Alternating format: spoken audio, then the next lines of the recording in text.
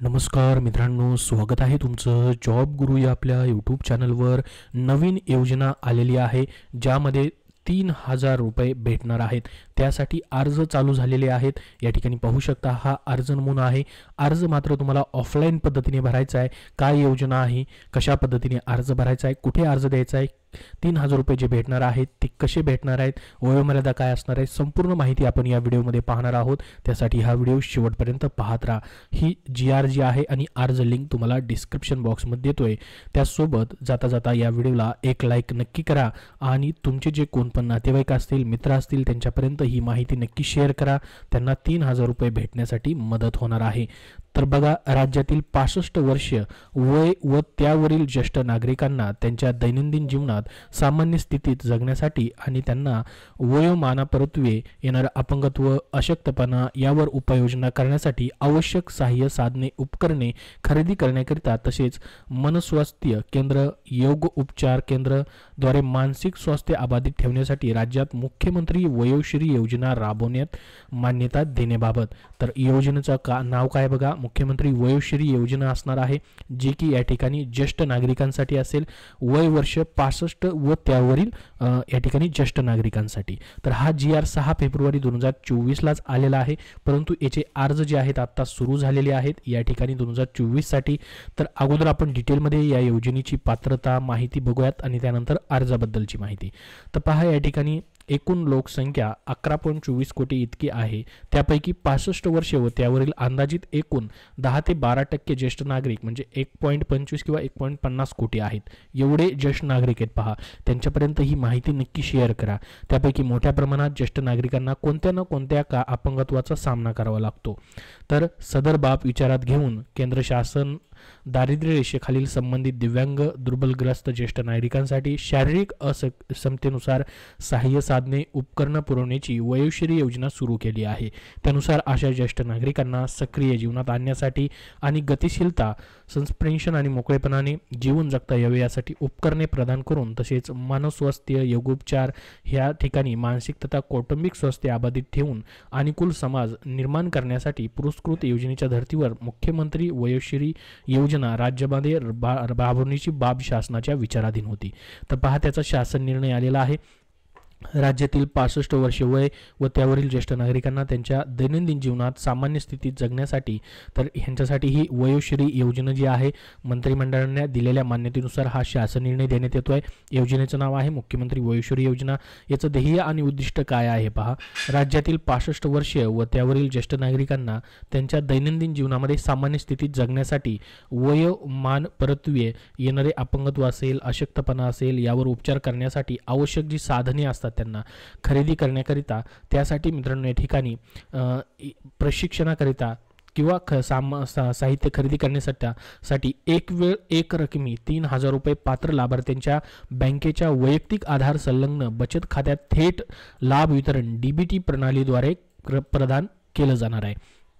तर DBTद्वारे म्हणजे direct beneficiary transfer, direct लाभार्थ्याच्या खात्यामध्ये हे 3,000 रुपये एक रकमी म्हणजे एकाच वेळी या ठिकाणी वर्षातून तुम्हाला भेटणार आहेत. योजनेचं स्वरूप कसं असणार आहे बघा. तर याच्यामध्ये जी साधने असतात ती उपकरणे तुम्हाला खरेदी करता येतील. उदाहरणार्थ काय काय खरेदी करू शकता तुम्ही: चष्मा, श्रवण यंत्र, tripod, stick wheelchair, folding walker, commode खुर्ची, नी ब्रेस, त्यानंतर लंबर बेल्ट आणि सर्वायकल कॉलर इत्यादी साधनं तुम्हाला यामधून खरेदी करता येणार आहेत. तसेच केंद्र शासनाच्या क्रमिक विभागाद्वारे नोंदणीकृत करण्यात आलेले, तसेच राज्य शासनाद्वारे नोंदणीकरण करण्यात आलेले योगोपचार केंद्र असेल किंवा मन स्वास्थ्य केंद्र असेल किंवा मनशक्ती केंद्र असतील, येथेही सहभागी होता येणार आहे. तर बघा, निधी वितरण अर्थसहाय्य राज्य शासनामार्फत 100% अर्थसहाय्य उपलब्ध करून दिलं जाणार आहे. थेट लाभ वितरणाच्या सहाय्याने DBTद्वारे 3,000 रुपयाचा निधी तुम्हाला वितरित केला जाणार आहे. त्याचसोबत शिबिराचे आयोजन देखील केलं जाणार आहे, ज्यामध्ये प्राथमिक आरोग्य केंद्र, उपकेंद्र, उपजिल्हा रुग्णालय यांच्यामार्फत आरोग्य यंत्रणेचे जाळे राज्याच्या कानाकोपऱ्यात पसरलेले आहे. तर त्या ठिकाणी शिबिराचं आयोजन देखील केलं जाणार आहे. त्याची देखील माहिती आहे. लाभार्थ्यांची तपासणी, प्रवास, अल्प उपहार, कार्यालयीन खर्च, पात्र लाभार्थ्यांची नोंदणी, दस्तऐवज हाताळणी हे DBTद्वारे वितरित केलं जाणार आहे. तर तसेच लाभार्थ्यास लाभ प्रमाणपत्र वाटप करण्याकरिता प्रति लाभार्थी 200 रुपये अंदाजित खर्च अपेक्षित देखील आहे. प्रमाणपत्र देखील दिलं जाणार आहे. तर योजनेची अंमलबजावणी करण्यासाठी लाभार्थ्यांसाठी काय काय पुढे आदेश दिलेले आहेत बघा. ज्येष्ठ नागरिकांना आवश्यक सहाय्य व विशेष आर्थिक सहाय्य अनुदान थेट लाभ वितरण डीबीटी प्रणालीद्वारे अदा करण्याकरिता सामाजिक न्याय व विशेष सहाय्य विभाग, मंत्रालय आयुक्त, समाज कल्याण विभाग पुणे आणि जिल्हा स्तरावरील अंमलबजावणी समिती यांचा सहभाग असणार आहे.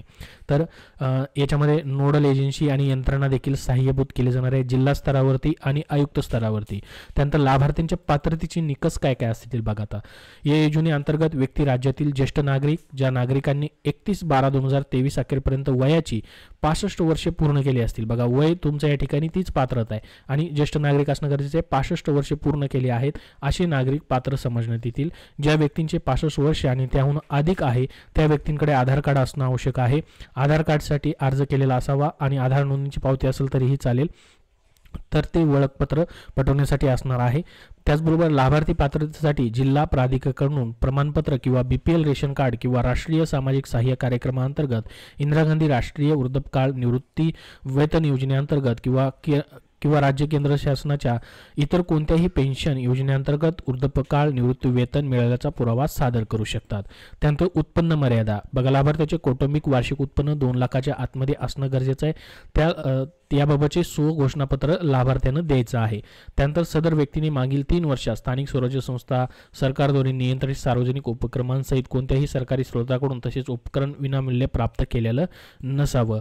त्यासोबत पात्र लाभार्थी बँकेच्या वैयक्तिक आधार संलग्न बचत खात्यात 3,000 रुपये थेट लाभ वितरण प्रणालीद्वारे वितरित झाल्यावर सदर योजनेअंतर्गत विहित केलेली उपकरणं खरेदी केल्याचे तसेच किंवा केंद्राद्वारे प्रशिक्षण घेतल्याचे इनव्हॉइस 30 दिवसांच्या आतमध्ये सहाय्यक आयुक्त समाज कल्याणकडे या ठिकाणी ते देखील तुम्हाला द्यावं लागणार आहे खरेदी केल्याचं. निवड निश्चित केलेल्या जिल्ह्यात लाभार्थ्यांच्या संख्येपैकी 30% महिला देखील असणार आहेत. योजनेसाठी कागदपत्र काय काय लागतील? आधार कार्ड किंवा मतदान कार्ड, राष्ट्रीयकृत बँकेचे बँक पासबुक झेरॉक्स, पासपोर्ट आकाराचे 2 फोटो, घोषणापत्र आणि ओळखपत्र पटवण्यासाठी विहित केलेली अन्य कुठलीही कागदपत्र. त्यानंतर बघा, राष्ट्रीय वयोश्री योजनेच्या धर्तीवर सदर योजनेचे नवीन स्वतंत्र पोर्टल महाराष्ट्र माहिती तंत्रज्ञान महामंडळाकडून विकसित केलं जाणार आहे. तर या योजनेसाठी स्वतंत्र वेबसाईट देखील येणार आहे. त्याचबरोबर या ठिकाणी बाकीचं हे संपूर्ण दिलेलं आहे GR मध्ये, जे की शासकीय कामासाठी आहे. किती खर्च वगैरे येणार आहे त्याची माहिती देण्यात आलेली आहे आणि हा संपूर्ण GR जो आहे या ठिकाणी अशा पद्धतीने आलेला आहे. आता बघा, तुम्हाला अर्ज कसा करायचा आहे, याच्यामध्ये सहाय्य देण्यासाठी वगैरे ही संपूर्ण माहिती आहे. तर बघा, हा अर्ज नमुना आहे. मुख्यमंत्री वयोश्री योजना लाभ मिळण्यासाठी करावयाचा अर्ज नमुना. इथं फोटो लावायचा आहे. अर्जाचा अनुक्रमांक या ठिकाणी ते ऑफिसमध्ये लिहितील. अर्जदाराचे संपूर्ण नाव, पत्ता हे संपूर्ण भरायचं आहे. बँकेचे डिटेल्स भरायचे आहेत. अर्जासोबत जोडायची कागदपत्रे जोडले आहे की नाही, जोडला असेल तर आहे करायचं आहे, नसेल जोडलं तर नाही करायचं आहे. आधार कार्ड, मतदान कार्ड किंवा घोषणापत्र ते तुम्हाला व्हिडिओच्या शेवटी भेटेल. त्याचबरोबर काही वैद्यकीय अधिकाऱ्यांची प्रमाणपत्र असतील तर ते काय, त्याचबरोबर रेशन कार्ड असतील ते, आणि इथं अर्जदाराचं नाव आणि त्यांची स्वाक्षरी घ्यायची आहे. त्यानंतर बघा, हे घोषणापत्र आहे, हे देखील तुम्हाला द्यायचं आहे. तर हे या गावाचा रहिवासी आहे, उपकरण खरेदीसाठी अर्ज करतोय म्हणून अशा पद्धतीने हे घोषणापत्र देखील तुम्हाला त्यासोबत द्यायचं आहे. त्यानंतर दुसरं एक घोषणापत्र आहे पहा, हे देखील तुम्हाला द्यायचं आहे. दोन्ही घोषणापत्र या ठिकाणी देण्यात आलेली आहेत. तर ही अर्ज नमुना जो आहे सध्या ऑफलाईन पद्धतीने आहे, ऑनलाईन यासाठी अर्ज सध्या स्वीकारले जात नाहीत. GR आणि तुम्हाला अर्जाची PDF फाईल आहे, त्याची लिंक डिस्क्रिप्शन बॉक्समध्ये देतोय किंवा आपला व्हॉट्सअप ग्रुप आहे त्याच्यावरती पाहायला भेटेल आणि टेलिग्राम चॅनलवरती देखील. अजून याबद्दल काही प्रश्न असतील तर कमेंट बॉक्समध्ये कमेंट करून नक्की विचारा. हा व्हिडिओ नक्की लाईक करा व शेअर करा जास्तीत जास्त, आणि पुढील सर्व अपडेट्ससाठी चॅनलला सबस्क्राईब करून ठेवा. धन्यवाद.